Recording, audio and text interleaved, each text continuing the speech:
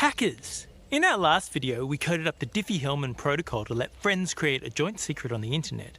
You can check it out here if you haven't seen it yet.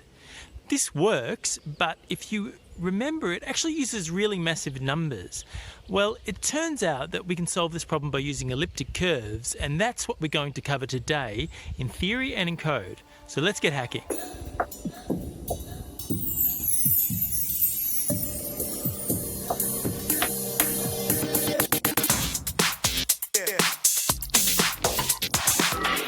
So last time we worked with Diffie Hellman, the numbers we needed to use and operate on are literally massive. As you can see here, these numbers are of the order of 10 to the 618, which is far beyond the number of atoms in the observable universe. So the algorithms we need to use to work with such numbers, whilst they're functional, they are obviously going to be slow, having to use all those huge numbers. And so this is where elliptic curve Diffie Hellman comes in and why we're going to try and do this. When we construct public key cryptography, what is the first thing we need to do? Well, we need to actually create a trap. What I mean by this is we actually need to create a trapdoor function. A one-way function or a trapdoor function is a function that's easy to execute but difficult to compute in reverse. So if you have the input, you can easily compute the output, but if you only have the output, you cannot easily compute the input. In computer programming, a typical trapdoor function you may have seen all the time is a hash function, where it's possible to take some input, apply a hash to it, and receive some gobbledygook in response. If you give that gobbledygook to someone else, they would have a difficult time working out what input you use to create it. But with the input and knowing the hash function, creating it is as simple as just running the function. In the last video, when we coded Diffie Hellman, we have seen that modular exponentiation was the trapdoor function. So here I've got c equals a to the power of b mod p. And given that and knowing p, c, and a, then finding b is actually very difficult. And that is what Diffie Hellman is actually based on. But let's not forget about how the numbers that Diffie Hellman's been using are so huge, they're really difficult to store and to process. So what can we do about that? Well, we can start talking about elliptic curves. Elliptic curves are broadly defined by this equation: y squared equals x cubed plus ax plus b. They look like this, but they can also look like this, or this, or this. This actually happens to be the SECP 256K1 curve that secures Ethereum and Bitcoin, but more about that later.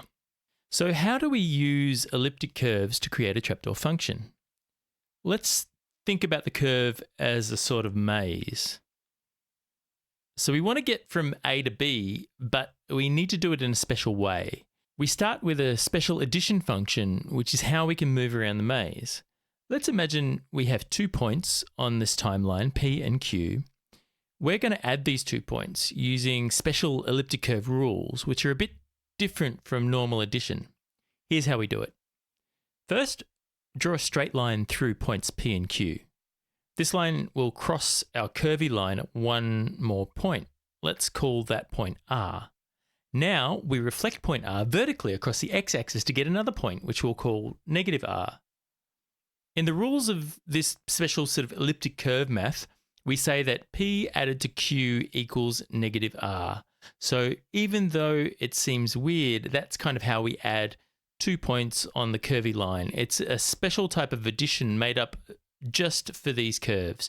And using the rule over and over again allows us to travel all around the curve and forms the basis of elliptic curve cryptography. So back to the maze. Getting from any point to any other point can only be done by bouncing around the maze in this very specific pattern, kind of like a pinball machine. We have a starting point and we are trying to reach the exit. The path we follow and the final destination is determined by the rules of the elliptic curve, just like our special addition. And we bounce around a certain number of times, which we call our secret number.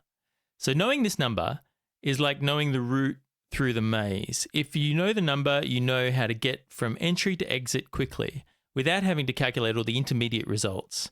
If you don't know the number, then you have to continually try number after number in order to get to the exit. And that takes a lot of time. So the exit point is something we can share openly, because even if someone knows our starting point and the exit point without knowing the secret number, they can't figure out the exact path we took unless they try every single possible path, which would take an incredibly long time if the secret number is big enough. So this is similar to knowing the output of the hash function and the type of hash function, but not the input data. You effectively have to brute force it to get the result. So we've effectively created a one-way trip. It's easy for us to find the exit from the entry using our secret number, but nearly impossible for anyone else without the secret number, even if they know the exit and the entry. That's our trapdoor function. When using this for cryptography, we often say that the entry is the generator, our secret number is our private key, and the exit is our public key, which is the generator dot multiplied by our private key. So A equals AG in this case. One thing we should also be aware about is that whilst we've been showing curves that are plotted over the real numbers, in actuality, cryptographic elliptic curves are sets of integers mod a prime number. So to give you a flavour of how this works, whilst this is the curve y squared equals x cubed plus 7 plotted over the real numbers, here is the curve over a prime field mod 257, which is actually representative of the integer points on the curve. As you can see, it looks a lot like random noise. So this adds an extra layer of indirection if someone were to try to work out which point comes after another. So now we have our trapdoor function, which is our point multiplication over elliptic curve. We can take this function and we can apply it to Diffie Hellman. So we're saying that our elliptic curve trapdoor function is given that C equals AB. Even if we know A and C, finding B is very difficult across certain very specific curves with specific setup parameters. Now I want to contrast this with how Diffie Hellman used modular exponentiation as a trapdoor function. With Diffie Hellman, it's C equals A to the power of B mod P. Again, if we know A and C and P, finding B is still very difficult for large numbers. So let's look at our Diffie Hellman protocol here. I've got it written in a table. And now let's just swap in our elliptic curve functions. So hopefully I've given you a taste of how we can apply elliptic curves to Diffie Hellman here. Now what we can do is head on over to our editor and start actually coding up a Diffie Hellman key exchange example with elliptic curves. Let's get hacking. Here I have a basic Typescript Hello World program. The mathematics for the Elliptic Curve Point Addition are a little complex, so I prefer to use an amazing library called Noble Curves to handle the point addition and multiplication. So let's go ahead and install that. We can now remove the Hello World. We can import the SECP256K1 library from Noble Curves and use it to generate Alice's random private key.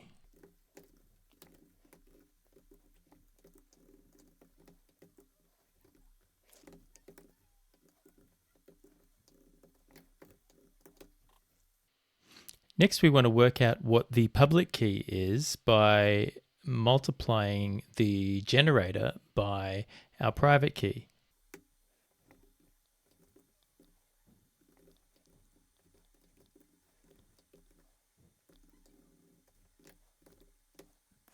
This requires a big int, not bytes, so we'll need to use a utility function to convert. Next, we can do the same thing for Bob.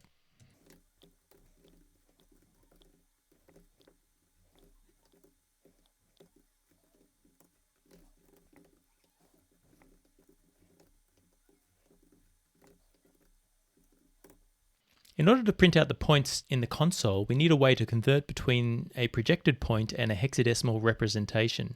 I'm going to quickly create a simple point-to-hex utility function to do this.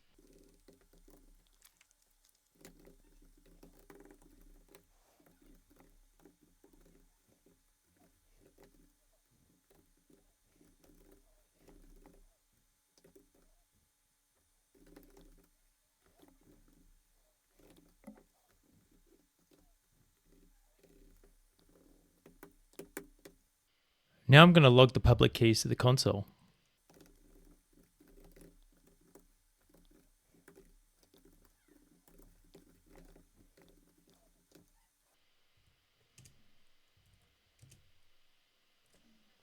So there are our public keys. We can also log the private key.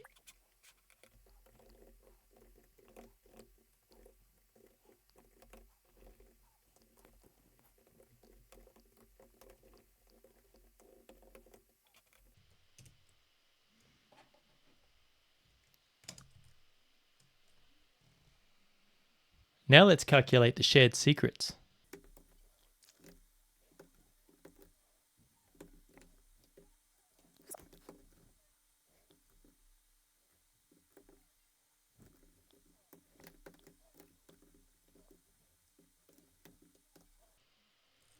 And let's assert that they match.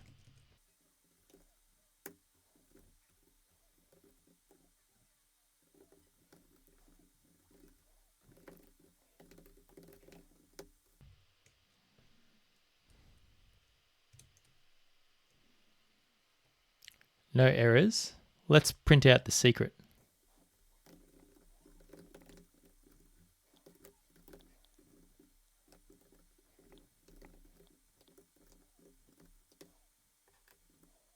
And we've got no errors, so that means we must have a match.